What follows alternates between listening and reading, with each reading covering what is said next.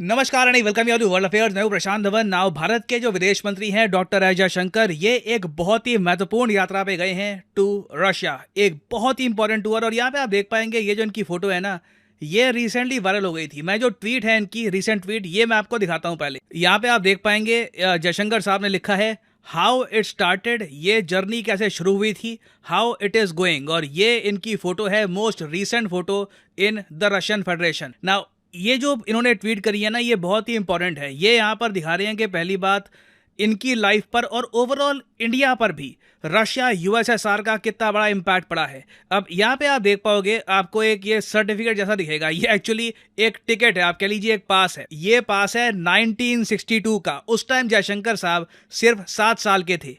ये पास देखिए जयशंकर साहब को दिया गया था ताकि ये रशिया की कैपिटल मॉस्को में जो रेड स्क्वायर का एरिया है, इनका वीवीआईपी एरिया होता है, सारे जो ब्यूरोक्रेट्स हैं वो काफ़ी बार वहाँ पे सेलिब्रेशंस के लिए जाते हैं या फिर सेरेमनी के लिए जाते हैं। वहाँ पे इनको पास दिया गया था कि आप वहाँ पे जाके यूएसएसआर की जो उपलब्धियां हैं स्पेस में, उसको सेलिब्रेट करने के लिए जो फंक्शन है ना, उसे आप अटेंड कर सकते हैं। अब यहाँ पे आप पूछोगे वेट, जयशंकर साहब जब 7 साल के थे तब भी इनकी पहुंच यूएसएसआर तक थी कि यूएसएसआर में जाकर इनको पास मिलता था। वेल ऑब्वियसली यहाँ पे रीजन इसका ये है, जयशंकर साहब के जो पिताजी थे ना, के सुब्रमण्यम साहब, वो भी अपने आप में गवर्नमेंट ऑफ इंडिया में एक हाई रैंकिंग ब्यूरोक्रेट थे। यहाँ पे आप देख पाएंगे इनकी फोटो, ये थे के सुब्रमण्यम साहब। ये भारत सरकार में थे, यूनियन सेक्रेटरी, बहुत ज्यादा हाई रैंकिंग ब्यूरोक्रेट थे। और इंदिरा गांधी जी के साथ इनके रिलेशंस काफी खराब हो गए थे जब इंदिरा गांधी जी ने एज प्राइम मिनिस्टर इनको हटा दिया था as the union secretary of the government of India. तो उस टाइम सिंस ये इतने बड़े ब्यूरोक्रेट के बेटे थे, मोस्ट प्रोबेबली उनको रशिया में बुलाया होगा इस फंक्शन के लिए। कई इंडियन ब्यूरोक्रेट्स मिनिस्टर्स को बुलाया गया था 1962 में इन यूएसएसआर। तो तब का पास जो है ना, ये जयशंकर साहब के पास पड़ा हुआ है और इन्होंने यहाँ पर ये पास शेयर किया है। यहाँ पे आप देख पाओगे रशियन में इनका नाम भी लिखा हुआ है। और ये देखिए, पोस्ट शेयर करना ना डिप्लोमेसी के हिसाब से भी बहुत इंपॉर्टेंट है। ये रशियंस को भी एक संकेत दे रहे हैं कि हमारा इतिहास, हमारी जो हिस्ट्री है, इसे हम कितना करीब रखते हैं अपने दिल के। और देखो, एक ऐसे टाइम में जब पीएम मोदी ने फिर से स्किप कर ली है एनुअल समिट विद रशिया, इस टाइप की गर्मजोशी डिप्लोमेसी बहुत ही ज़्यादा इंपॉर्टेंट है। इसलिए मैं कहूँगा doctor S Jaishankar is either one of our the best foreign minister India ever got. मतलब इनको प्रॉपरली पता है कि किस कंट्री में क्या बोलना होता है, कहाँ पे आपका स्टांस क्या रहना चाहिए। ये बात इनकी इम्पेकेबल है। और यहाँ पे आप देख पाओगे आर्टिकल द इंडियन एक्सप्रेस का, as PM Modi skips annual summit again. देखो 2023 में मोदी जी का वैसे बनता था रशिया जाना एक एनुअल समिट के लिए, मगर मोदी जी नहीं गए। इस बार समिट स्किप कर दिया। 2024 में उम्मीद है, मैं अगेन कुछ 100% कह नहीं सकता, बट एक पॉसिबिलिटी है कि व्लादिमीर पुतिन इंडिया में आएंगे एक 1-to-1 समिट के लिए। बट अगर वो नहीं भी हो पाता बिकॉज ऑफ सम रीजन, क्योंकि देखो प्रॉब्लम यही आती है, रशिया यूक्रेन वॉर बहुत लंबा खिंच गया है। आपको पता है जब मैं ये वीडियो रिकॉर्ड कर रहा हूं, 1 साल 10 महीने से ऊपर हो गए हैं रशिया यूक्रेन वॉर को। वॉर खत्म होने को नहीं आ रही। इंडियन गवर्नमेंट भी एक टाइम को ना, यूरोपियन अमेरिकन को क्या रिस्पॉन्ड करे, काफी चीजें जस्टिफाई करनी मुश्किल हो जाती है। तो आप कह लीजिए इंडिया थोड़ा सा अभी एक प्रॉपर समिट कर नहीं रहा। हाँ, अगर वॉर में सीज फायर हो जाता है, कुछ एग्रीमेंट की बात शुरू हो जाती है यूक्रेन रशिया के बीच में कि कैसे वॉर को समाप्त करेंगे, तब आई थिंक समिट हो भी सकता है। नहीं तो जो करंट सिनेरियो है, अगर लगातार रशिया बॉम्ब करता रहता है यूक्रेन को, तो एक समिट की पॉसिबिलिटी कम है। नाउ चाहे पीएम मोदी और व्लादिमीर पुतिन ना मिले, ठीक है, जयशंकर साहब का रशिया जाना बहुत ही इंपॉर्टेंट है। इंडिया ने यह इंश्योर किया है, चाहे high level PM president summit ना हो, जयशंकर साहब रशिया जा रहे हैं ना, तो यहीं पर आप कह लीजिए इंडिया एक मैसेज सेंड कर रहा है रशिया को कि you are still very important for us. और रशिया ने देखो भारत को ना एक बहुत ही बड़ा प्रस्ताव दिया है, जो मेरे हिसाब से इवेंचुअली इसको लेकर हमें मंथन करना होगा, सोच विचार करना होगा कि इस प्रपोजल के साथ हम आगे बढ़े या फिर रुक जाएं। और ये प्रपोजल है नेशनल करेंसी के विस्तार का। ये यहाँ पे आप देख पाओगे, ये रशियन में इनका प्रेस जो नोटिफिकेशन है, और यहाँ पे इसकी आप जो ट्रांसलेशन है देख पाएंगे, focus will be on expanding the use of national currencies. और नेशनल करेंसीज का सिंपली यहाँ पर मतलब यही है, अल्टीमेटली ब्रिक्स करेंसी बनाने की बात यहाँ पर चल रही है। व्लादिमीर पुतिन बहुत एक्साइटेड है इस बात को लेकर कि ब्रिक्स कंट्रीज खुद अपनी करेंसी बनाएंगे।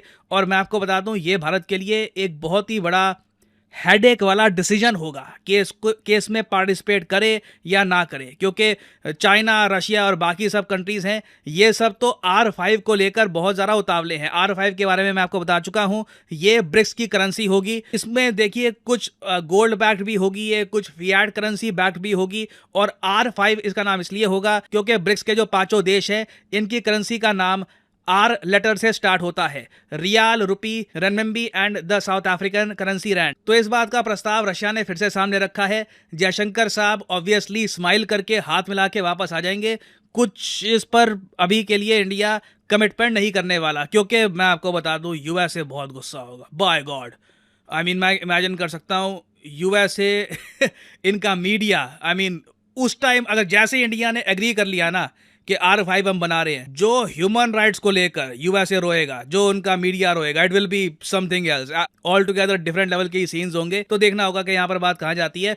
उसके अलावा रशिया ने एक प्रस्ताव ये भी दिया है कि दोनों रशिया और इंडिया मिलकर हाइड्रोकार्बन्स, मतलब कि ऑयल, नेचुरल गैस, ये हम एक्सप्लोर कर सकते हैं आर्टिक में। देखो इसको लेकर ना मैं आप पर्सनल मुझसे ओपिनियन मांगे ना अगर, तो मैं एग्री करता नहीं हूँ कि ये करना चाहिए। समझाता हूँ आपको इसका रीज़न क्या है।